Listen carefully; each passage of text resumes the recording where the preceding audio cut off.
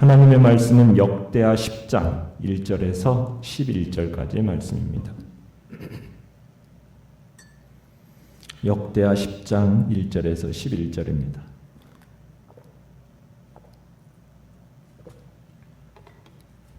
역대하 10장 1절에서 10절 우리 한 목소리로 같이 읽겠습니다. 시작. 르호보암이 세겜으로 갔으니 이는 온 이스라엘이 그를 왕으로 삼고자 하여 세겜에 이르렀음이더라. 느밧의 아들 여로보암이 전에 솔로몬 왕의 낯을 피하여 애굽으로 도망하여 있었더니 이 일을 듣고 여로보암이 애굽에서부터 돌아오매 무리가 사람을 보내어 그를 불렀더라. 여로보암과 온 이스라엘이 와서 르호보암에게 말하여 이르되 왕의 아버지께서 우리의 멍에를 무겁게 하였으나 왕은 이제 왕의 아버지께서 우리에게 시킨 고역과 매우 무거운 멍에를 가볍게 하소서. 그리하시면 우리가 왕을 섬기겠나이다.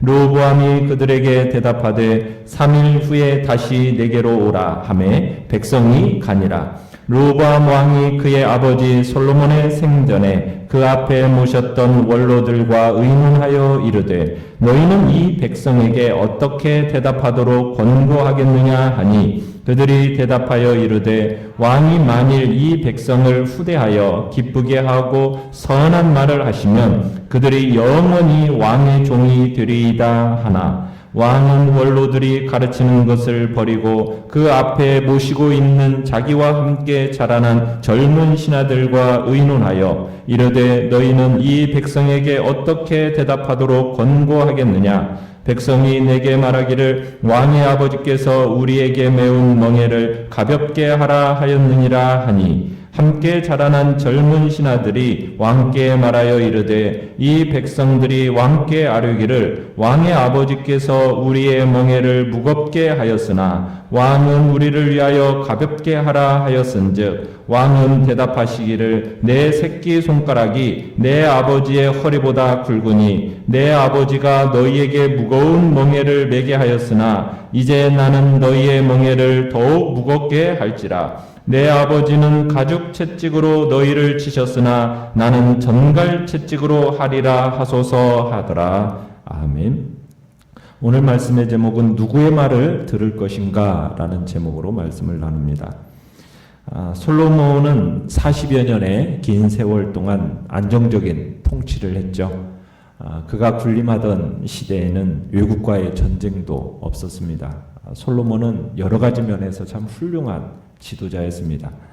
그런 화려했던 솔로몬의 시대가 이제 끝이 나고 그의 아들 르호보암이 왕위에 등극하게 되죠. 그러자 이스라엘은 솔로몬의 이 강력한 통치하에서 잠재되어졌던 여러 가지 문제들이 이제 나타나게 되는데 특별히 지파 간의 갈등이 표면화되기 시작합니다. 그것이 오늘 본문 1절에 보시면은 솔로몬의 후계자 르호보암이 왕권을 인정받기 위해서 어디로 갔다고 얘기하고 있습니까? 세겜에 갔다는 사실에서 지금 이스라엘 안에서 다윗 왕조의 입지가 지금 상당히 약화되었음을 보여주는 겁니다. 그러니까 온 이스라엘이 그를 왕으로 삼고자 하여 세겜에 이르렀다. 이 말은 이스라엘 12지파 전체를 가리키는 것이라기보다는 지금 북쪽 10지파를 의미하는 것이라고 볼 수 있는 겁니다. 솔로몬 시대에 이스라엘 안에서 지금 다윗 왕조의 위상이 약화된 가장 큰 원인은 무리한 건축 사업입니다. 그러니까 솔로몬이 지나친 건축 사업에 그리고 또한 사치스러운 삶 이것이 참 온 나라를 파산에 이르게 하다시피 했고요. 또 결국 북쪽 지파들로 하여금 다윗 왕조를 지지하는 데 있어서 제고하게 만든 겁니다. 역사를 보면은 왕들이 화려한 건축 사업 속에서 서민들의 등뼈가 휘어지고 또 착취의 그림자가 드리워지는 장면들을 역사 속에서 많이 보고 비일비재하게 나타나는데 솔로몬도 예외가 아니었던 겁니다. 그러니까 하나님이 내려주신 그 축복의 범위 내에서만 해야 할 일들을 추진했다면 아마 괜찮았겠죠. 근데 추진하는 과정 속에서 지나친 욕심을 부리다 보니까 추가적인 사업들을 추진하다 보니까 이런 결과들이 얻어진 걸로 보입니다. 자, 그래서 르호보암이 이제 이스라엘 대표들이 모여있는 이 세겜으로 갈 때만 해도 이 르호보암의 왕권이 거부될 확률은 그렇게 많아 보이지 않았습니다. 이때까지는 아직 이 북쪽 지파의 실질적으로 새 지도자가 르호보암에게 반기를 들어서 뭐 나라를 분열시키겠다? 그럴 의도는 보이지 않았던 겁니다. 그런데 앞으로의 이야기가 어떻게 흘러갈지 짐작케 하는 인물 한 사람이 2절에 나타나고 있죠. 그 사람이 누구입니까? 여로보암입니다. 그러니까 이 여로보암은 실로의 선지자 아이야라는 사람으로부터 이스라엘 10지파를 통치하게 될 것이라는 예언을 받았어요. 그 예언을 받은 후에 솔로몬이 이 여로보암을 죽이려고 합니다. 그래서 생명을 노리는 솔로몬을 피해서 어디로 내려갔었습니까? 애굽으로 내려갔었거든요. 그 애굽으로 내려갔던 여로보암이 이제 솔로몬이 죽었고 르호보암이 왕위를 이렇게 이어받는 즉위한다는 소식을 듣고 망명 생활을 끝내고 귀국하게 된 겁니다. 지금 2절의 그 내용이에요.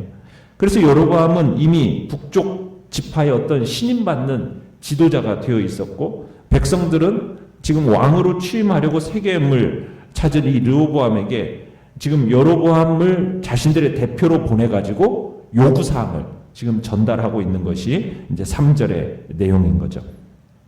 자, 내용 관철 문제 1번을 보시면 여로보암과 세겜에 모인 이스라엘 사람들이 르호보암에게 요구한 것은 무엇입니까? 자, 여로보암이 이끄는 백성들의 대표가 지금 세겜에서 르호보암에게 요구한 조건은 간단해요. 4절에 이야기한 것처럼 이야기의 핵심은 멍에를 어떻게 할 건가? 지금 이 문제입니다. 멍에에 대한 문제. 그러니까 솔로몬은 이스라엘 역사상 이스라엘을 가장 번성케 한 왕이었어요. 그러나 많은 건축 사업, 지나치게 화려한 생활, 이것으로 인해서 백성들에게서부터 많은 세금을 거두어 들였고, 그리고 수많은 건축 사업 속에 백성들을 강제로 동원해서 노역을 시켰어요. 그러면서 백성들로부터 원성을 사게 된 거거든요. 그러니까 솔로몬의 정권 아래에서 무거운 세금 징수, 강제 노동, 이게 이제 고통이 너무 심해서 이제 살기 어렵다라는 그런 원성과 함께 짐의 무게를, 그 무거운 멍에를 가볍게 해달라는 거예요. 지금 그것을 요청하고 있는 겁니다. 만약 그렇게만 해준다면 어떻게 하겠다고? 우리가 왕을 섬기겠다고, 르호보암을 전적으로 지지해 주겠다고 지금 이 이야기를 지금 하고 있는 겁니다. 어떻게 보면은 지금 르호보암은 막 왕위에 오른 사람으로서 지금 첫 번째 중대한 고비, 시험에 당면해 있습니다. 르호보암은 40년에 어떻게 보면은 찬란한 이스라엘 왕국의 영화를 눈으로 직접 목도하고 마음껏 누리면서 성장한 사람이 르호보암이에요. 그러니까 그가 본 왕의 위치라는 것은 어떤 위치였겠어요? 정말 많은 후궁들을 거느리고 화려한 왕궁 안에서 정말 엄청난 권세를 누리면서 사는 것이 왕위예요. 얼마나 멋있게 보였겠습니까? 그런데 정작 자기가 왕의 자리에 딱 앉아보니까 먼저 들이닥친 게 뭐예요? 참고 참았던 불만 섞인 백성들의 원성입니다. 그러니까 냉엄한 현실이 지금 눈앞에 닥친 겁니다. 12지파 중에 10지파가 되는 백성들이 만약 자신들의 요구를 들어주지 않으면 당신의 왕권 자체를 인정하지 않겠다. 지금 이런 식으로 나오니까 어떻게 보면은 르호보암의 입장에서는 굉장히 당황스러운 일이었을 것입니다. 그래서 5절에 보면 르호보암은 시간을 벌기 위해서 며칠 후에 다시 만나자고 얘기했습니까? 3일 후에 다시 만나서 말하자 이렇게 얘기합니다. 아마 이 기간 동안에 내가 백성들의 요구를 수용할 건가 말 건가, 만약 수용할 경우에 특과실이 뭘까 아마 계산을 해봐야 됐던 겁니다. 백성의 요구를 들어주면 자신의 통치에 대한 지지와 인기는 얻겠지만 왕궁의 살림은 팍팍해질 거고, 그러면은 자기가 누리고 싶은 것들을 마음껏 누리지 못하니까 그런 생각이 있을 거고, 또 백성들의 요구를 무시하자니 강력한 반발, 또 악화된 여론, 이걸 감수해야 되고, 참 이런 상황 속에서 아마 고민을 했겠죠. 그래서 이 르호보암은 그런데 이 르호보암은 좀 안타까운 건 뭐냐면 이 일로 인해서 나라가 나눌 수 있다. 이것은 한 번도 생각지 않았던 것 같아요. 그러니까 사건의 심각성을 파악지 못했던 거죠. 자, 내용관찰 문제 2번을 보시면 자, 르호보암이 문제 해결을 위해 자문을 구한 대상들은 각각 누구입니까? 자, 르호보암은 두 개의 전혀 다른 그룹의 사람들에게 의견을 구하는데요. 첫 번째는 6절에 보시면은 누구에게 의견을 구했습니까? 아버지 솔로몬 시절부터 있었던 원로들입니다. 원로들. 자, 그리고 두 번째는요. 8절에 보시면은 자기 또래의 젊은 신하들에게 자문을 구했어요. 그러니까 이 사람들 젊은 신하들이라고 하면은 지금 자기 앞에 있는 신하들이면서 르호보암처럼 어렸을 때부터 부족함이 없이 풍요롭게 자란 권세가들의 자녀들, 자식들이었을 걸로 보여집니다. 자, 연구와 묵상 문제 3번입니다. 자, 원로들과 젊은 신하들은 르호보암에게 각각 어떤 해결책을 제시하고 있습니까? 자, 원로들은 지금 누구보다도 나라의 미래를 염려하는 사람들입니다. 그리고 백성들의 형편을 누구보다도 잘 알고 있던 사람들이었어요. 게다가 이미 솔로몬의 시대 속에서 이룰 건 다 이루어보고 또 성취하고 싶은 것, 정치적인 야심 모두 실현한 사람들이 이 바로 원로들입니다. 그러니까 원로들은 조언을 구하는 르호보암에게 있어서 사심도 없고 또 지혜롭고 현실감 있는 조언을 해줍니다.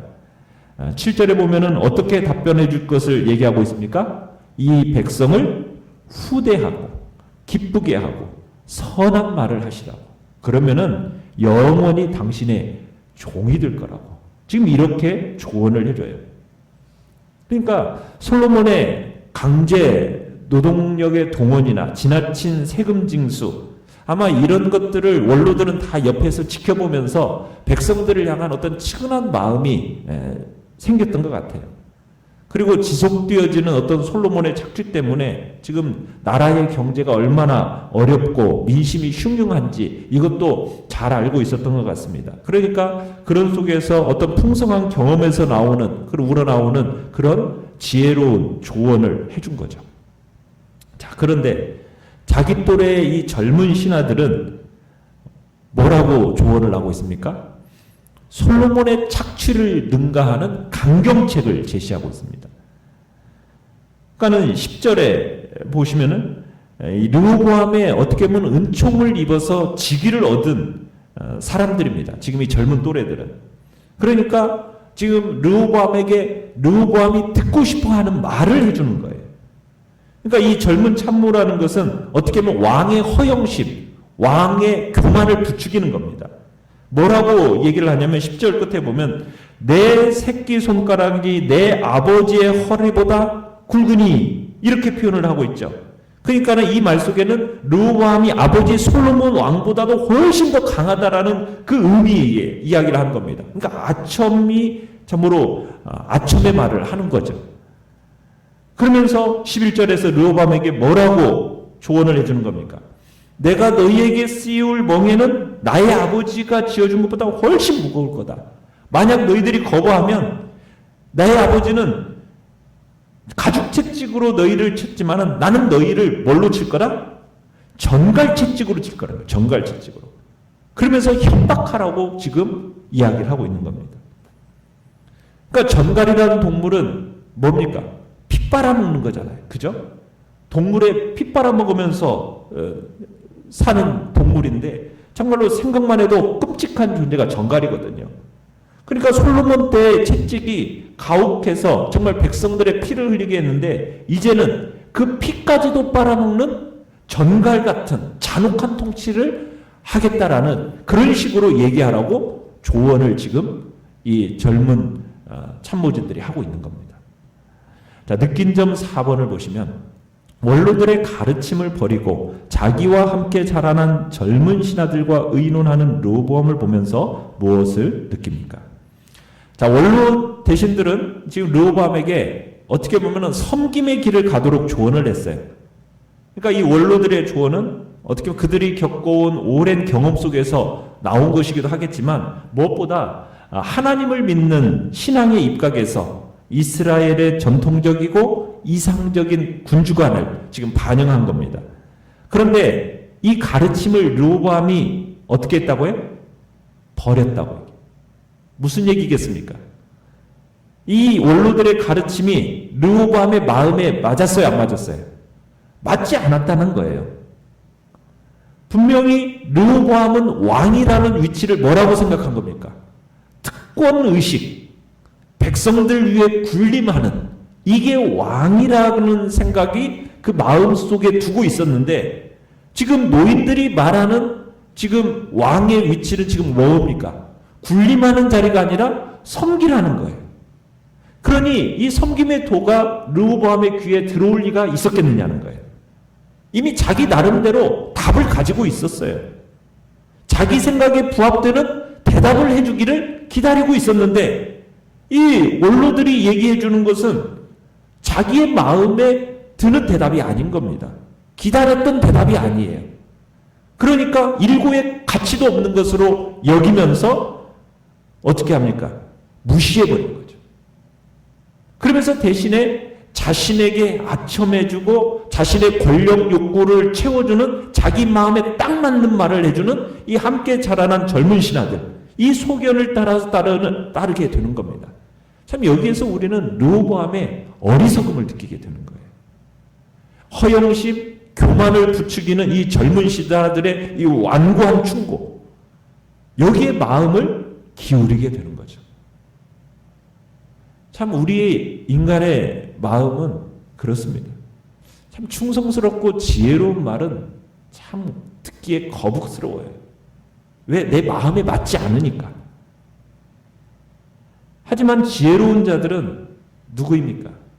자기를 칭찬하고 아부하는 말, 이게 뭔지를 분별해내는 거예요.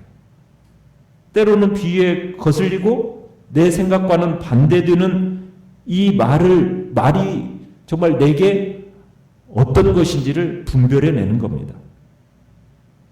우리는 이게 인간의 욕구는, 이 본래적인 욕구는 내 마음에 딱 맞는 말을 해주는 것을 기다리고 그 말을 좋아합니다. 그런데 거기에 머무르면 우리의 삶이라는 것은 발전도 성장도 새로움도 기대할 수 없고요. 그러면은 그 인생은 어떻게 보면은 어리석게도 파멸적으로 갈 수밖에 없다는 겁니다. 지혜로운 말, 그 지혜로운 말 속에서 때로는 자신을 지적하고 부족함을 가르쳐주고 정말 충성스럽고 그렇게 그런 말을 하는 사람을 가까이 하고 그 말을 달게 듣는 사람이 바로 지혜로운 자인 거죠. 모든 말 가운데는 충언이 있고 아첨의 말이 있습니다. 바른 말이 있고 그렇지 못한 말이 있어요. 그러면 우리는 그걸 정확히 분별해낼 수 있는 분별력을 가져야 됩니다. 그 분별력을 위해서 우리는 기도를 해야 돼요.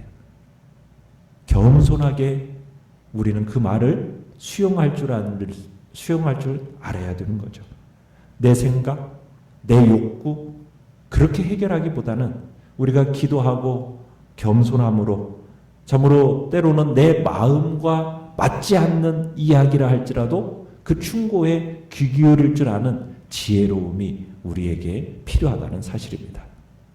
르호보암은 안타까운 것이 정말 자기에게 마음에 딱 맞는 아첨의 말에 귀를 기울였고 결국에는 나라를 쪼개버리는 어리석은 자리에 가게 되었던 거죠.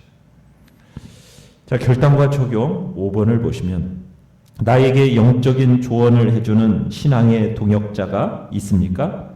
동역자가 없을지라도 가장 최근에 들은 영적 조언은 무엇이며 그 조언을 어떻게 받아들이고 실천했습니까? 주님 앞에서 우리가 참으로 충성스럽고 지혜로운 자로 하나님 앞에 내 욕구가 아닌 정말 하나님의 말씀을 듣고 그 말씀에 귀를 기울일 줄 아는 분별력을 우리에게 달라고 기도하며 나가실 바랍니다. 자, 오늘의 기도 같이 읽겠습니다. 시작. 올바른 충고와 그릇된 충고를 분별하고 올바른 충고에 귀 기울이는 지혜를 주소서. 아멘. 말씀을 생각하면서 기도하시고요. 연약한 우리의 지체들을 위해서 기도하시기 바랍니다. 하나님께서 이 코로나19 바이러스 잠잠케 하시고 또 우리 성도들을 전염병으로부터 지켜 보호하시도록 또 주님의 다시 오실 재림의 날을 준비하는 복된 심령들이 되게 해달라고 주여 세 번 부르짖으면